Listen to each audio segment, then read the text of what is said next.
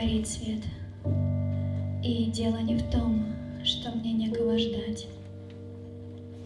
Он приходит, принося с собой едкий запах женщин и сигарет, и косится на мою кровать, в которой ему нет места. И дело не в размерах матраса, конечно.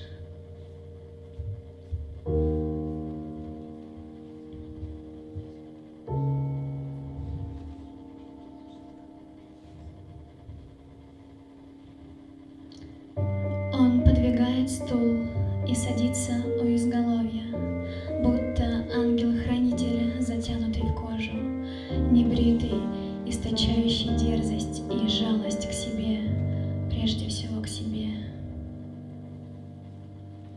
Он перебирает пальцами мои живые непослушные волосы, слишком светлые на фоне его ладоней, и напевает вполголоса, будто боится нарушить совершенную тишину.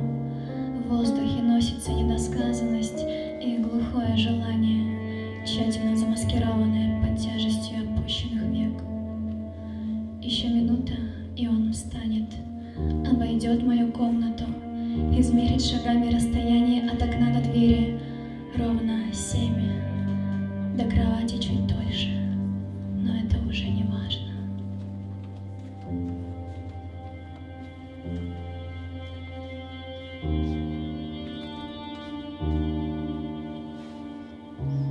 Он слишком долго ждал, чтобы уйти, не сказав, как ужасно страдает, как ему одиноко в своей квартире, где каждый раз другая закрывает дверь, как он не спит, чтобы ослабить себя, как он ест кем-то приготовленный завтрак, думая о том, что будет завтра, кто будет завтра и будет ли завтра.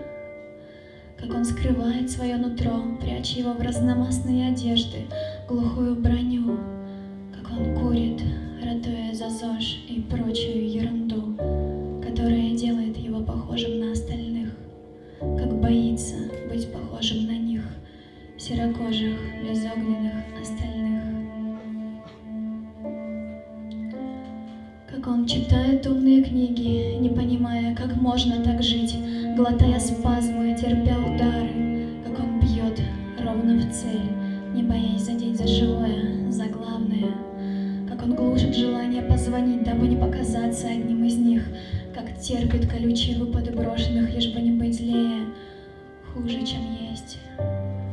Как он не жалеет своих поцелуев, раздавая их как знамена, ставя галочку напротив очередного имени, чтобы не проиграть себе в своей же гонке, в которой никогда не опускался ниже первого места. Как он боится достигнуть финиша, вмазаться в стену, как канифолит всех девочек, доводя до предела бедняжек, как он пошло шутит, как ему не бывает стыдно за еще одну Лолиту, ставшую перед ним на колени, как он плачет в кулак по-мужски, отрывисто, как наказывает себя за слабость, как презирает слабость,